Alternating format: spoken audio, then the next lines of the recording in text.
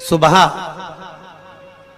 उठने के बाद घर की सफाई ना करती हो, दिन में पलंग पर सोती हो, रात्रि भर बर्तन झूठे जिसके घर में पड़े रहते हो, उस घर में तुम अपनी धर्म पत्नी को दरिद्रता को लेकर प्रवेश कर जाइए। जहां नारी दिन में सोती हो, जहां रात भर के बर्तन झूठे रखे रहते हो, उसके घर में तुम प्रवेश कर जाओ। महाराज और स्थान तो कहा जहां इमली का पेड़ हो, पीपल का वृक्ष हो, बड़ का पेड़ हो, कांटेदार पौधे जिसके घर में लगे हों, उस घर में तुम प्रवेश कर जाओ, वहां पहुंच जाइए।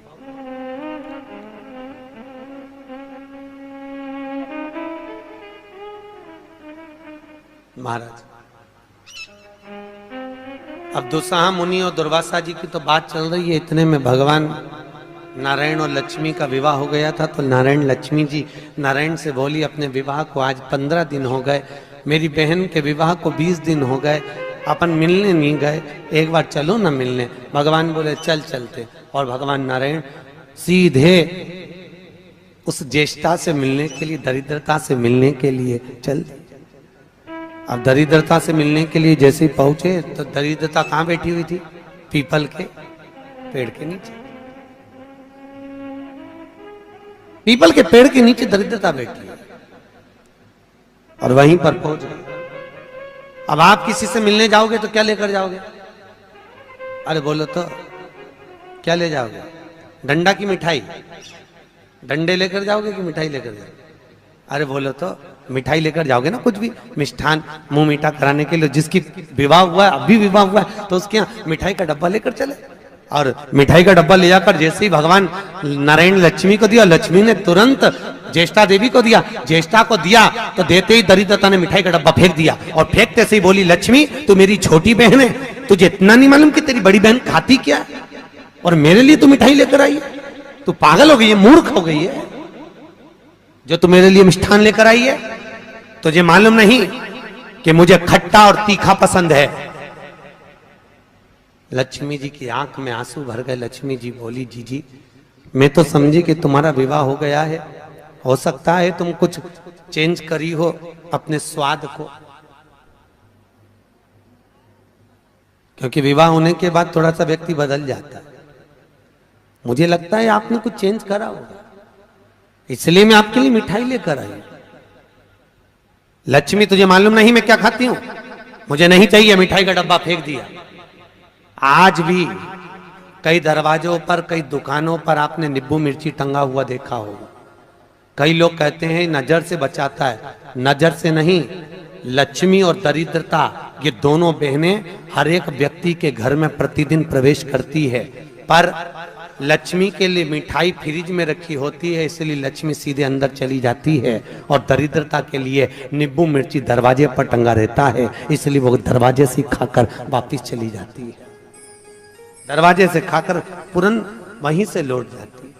कई लोग कहते हैं नजर के लिए, नजर के लिए नहीं, दरिद्रता हमारे यहाँ प्रवेश ना करे, ज्येष्ठा हमारे यहाँ प्रवेश ना करे, इसलिए नींबू और मिर्ची को दरवाजे पर बांधा जाता है। और कई लोगों को नहीं मालूम तो वो कहते हैं नजर से बचाता। नजर से नहीं, दरिद्रता का प्रवेश ना हो। अगर दरिद्रता हमारे घर में प्रवेश कर रही है तो वो दरवाजे से भोजन कर कर निकल जावे, हमारे घर के अंदर प्रवेश ना करे। इसलिए हिंदू धर्म की रीति आज भी घर के अंदर नींबू और मिर्ची को एक ही डलिया में नहीं रखा जाता। अगर नींबू और मिर्ची एक ही डलिया में रखे रहते हैं तो उस घर में दरिद्रता का निवास होता है, दरिद्रता का प्रवेश। महाराज हमारे यहां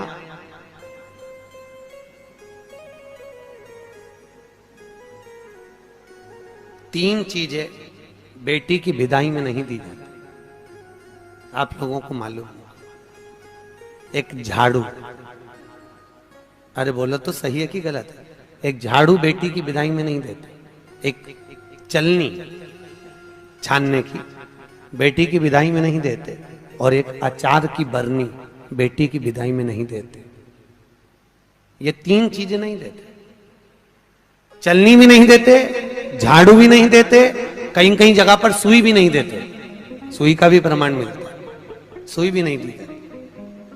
और एक अचार की बरनी, अचार की बरनी भी बेटी की विदाई में नहीं देते। क्यों? क्योंकि अचार की बरनी में जैसे झाड़ू में हमारे यहाँ बेटी को अगर दिया जाता है तो उसके घर की पूरी लक्ष्मी छिन्न हो जाती है, चलनी देने पर उसके घर की लक्ष्मी समाप्त हो जाती है, सुई देने पर उसके घर की लक्ष्मी समाप्त हो जाती है, उसी तरह अचार की बरनी देने पर बेटी के घर में उसका घर पूरा तहस नहस हो जाता है, पूरा बर्बाद हो जाता है।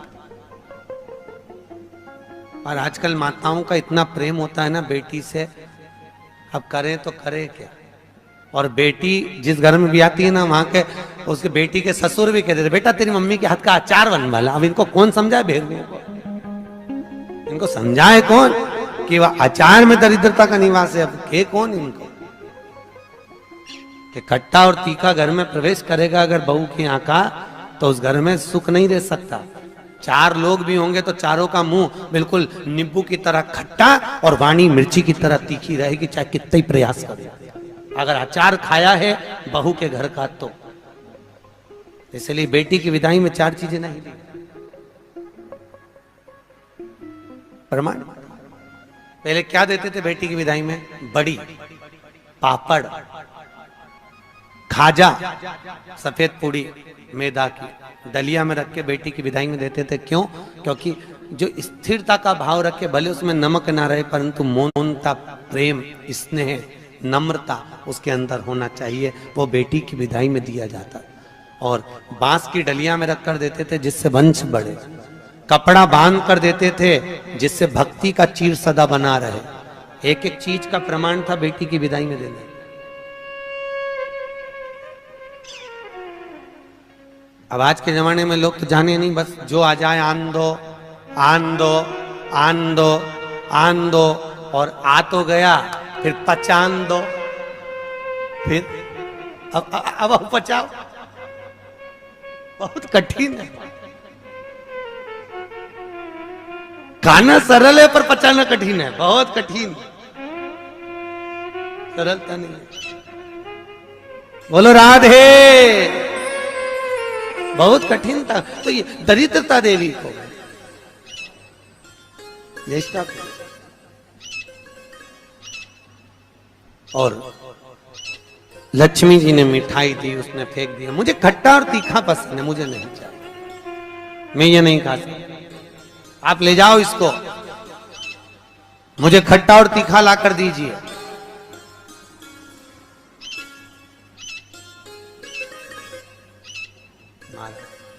मुझे खट्टा और तीखा चाहिए।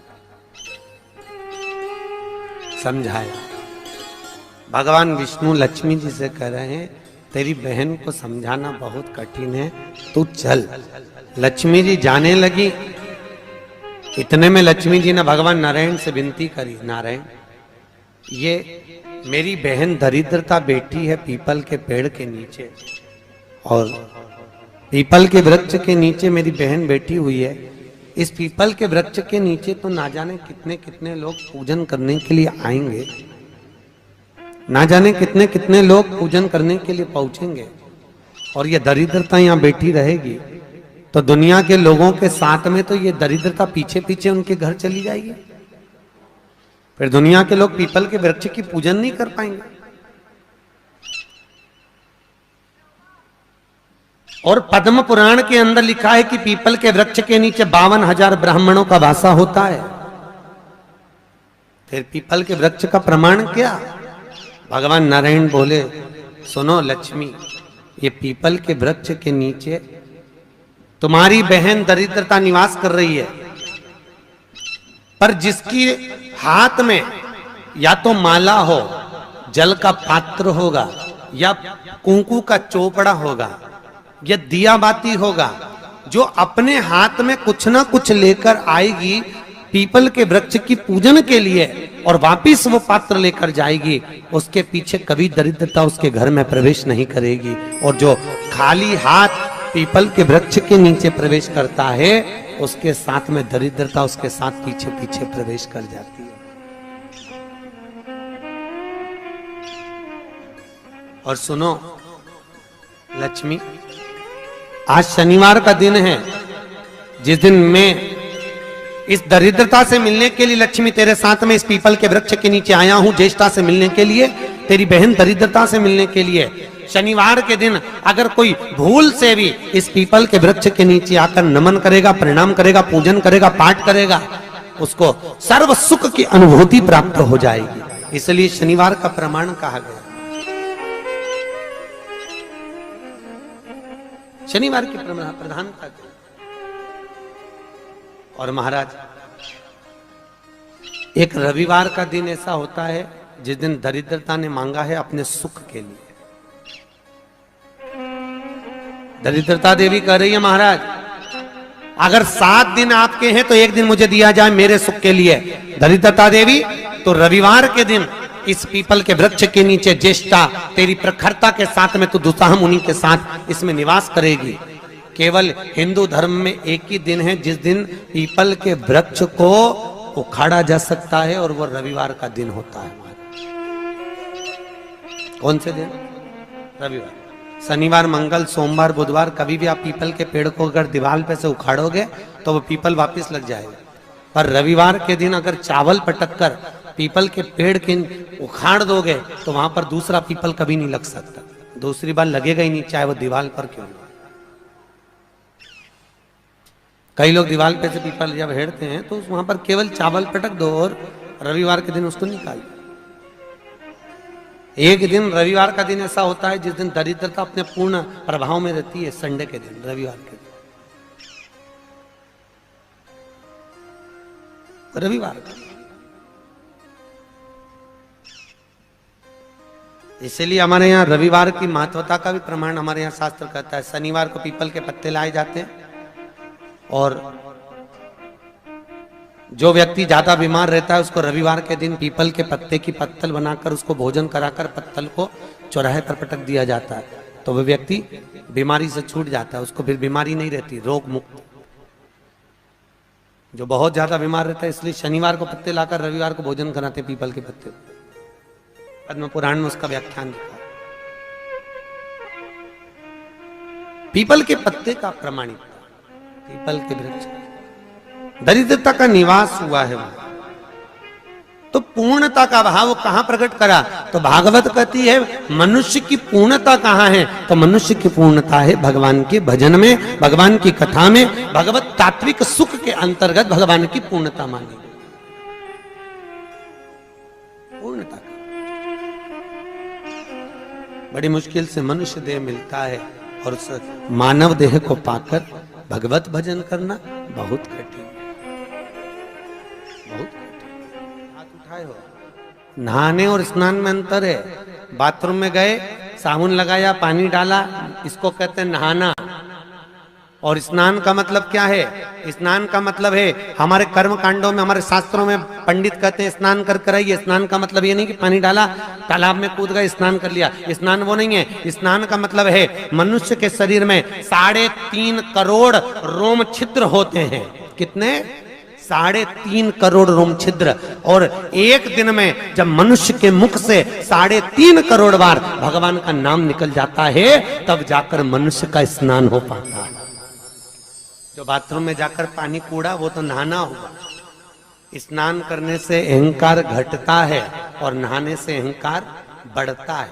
तुम जितनी बार मुंडा धोगी फेस बात से, उतनी बार दर्पण में मुंह देखोगी कितनी जोरदार लग रही, फिर मुंह धोगी, फिर अहंकार बढ़ेगा, फिर मुंह धोगी, फिर अहंकार बढ़ेगा। तो नहाने से अहंकार बढ़ता है और स्नान से अहंकार घटता है। भजन करने से अहंकार घटेगा, अभिमान छिन्नित हो जाएगा।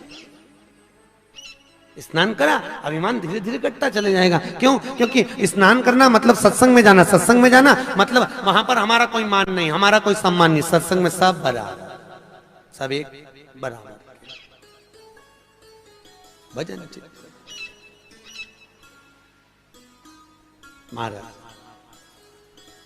कई लोगों को बड़ी ईर्ष्या रहती थी। एक बार सतभामा जी को भी बड़ा गुस्सा आया। सतभामा ने एक बार कन्हैया जी को देखकर और रुक्मणी जी से पूछा, ये कन्हैया को हो क्या गया? जब देखो, जब भाग भाग के द्रौपदी के घर चले जाता है, ये द्रौपदी से रिश्तेदारी क्या है इसकी कृष्ण की? रुक्मणी जी ने कहा, द्रौपदी उनकी मुंह बोली बहन।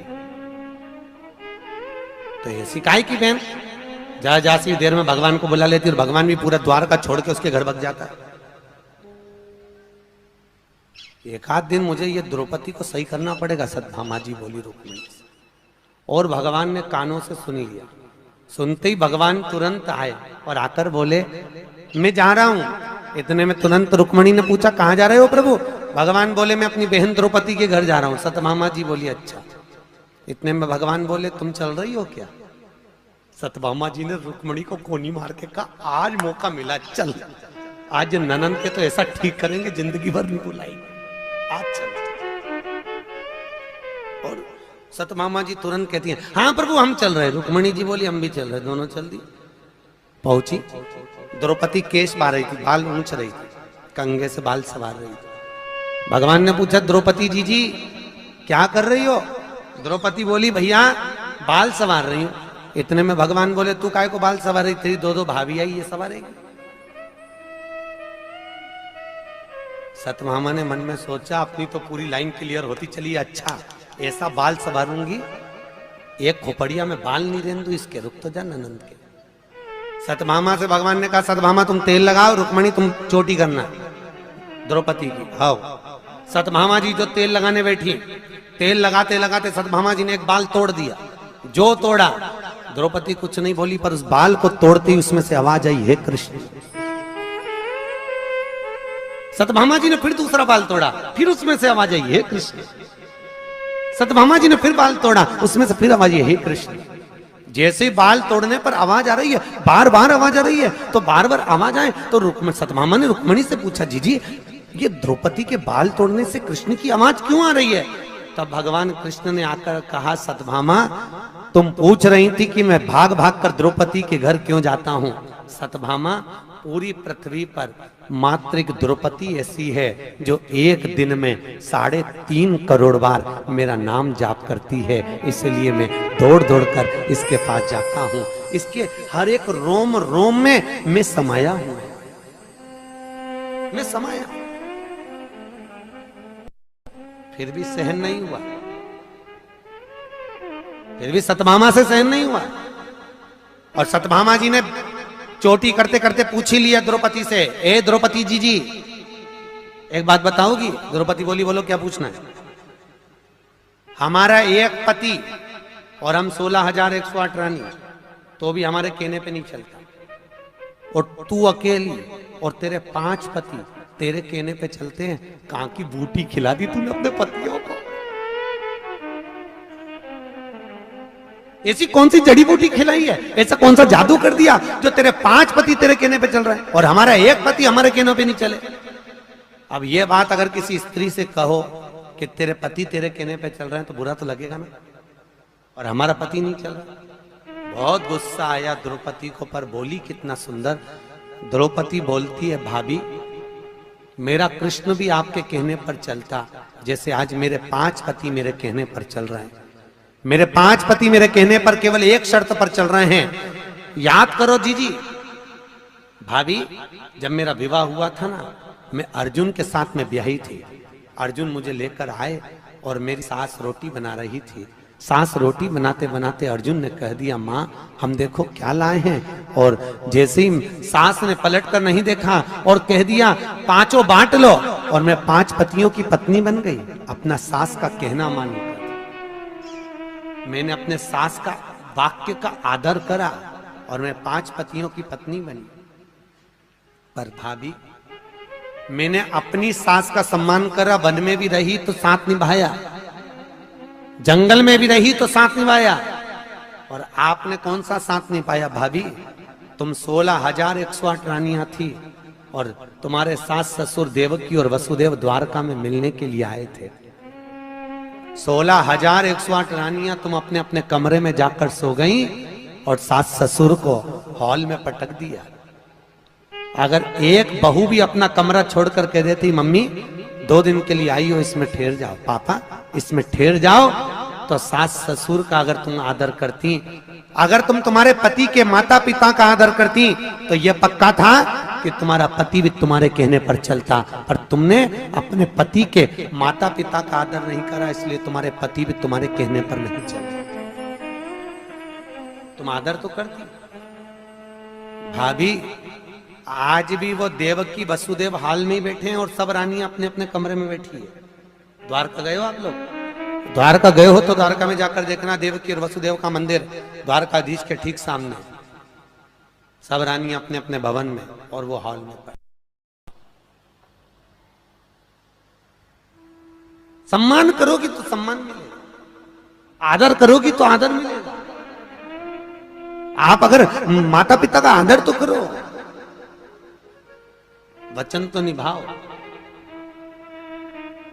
जब लड़का और लड़की की शादी होती है ना तो मैं 7-5 वचन बोलते हैं। इधर बोलते कि नहीं बोलते मालूम नहीं, जोधपुर में बोलते हैं 7-5 ही बोलते कि 14-15 बोलते हैं? अच्छा 7-5। लड़की के 7 और लड़के के 5 वचन। लड़की अपना वचन निभाती है तो वचन में एक वचन दिलवाती है कि तुम मेरे माता पिता का आदर करना, लड़के से दिलवाती है। लड़का कहता है हाँ करूंगा। पर लड़के के 5 वचन में यह वचन नहीं रहता कि तू मेरे माँ बाप का सम्मान करना। क्यों नहीं रहता?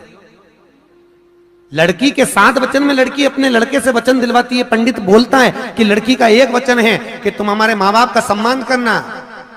लड़के से हुंकारा भरवाया जाता है, लड़के से पूछा जाता है कि तुम लड़की के माँ बाप का सम्मान करोगे?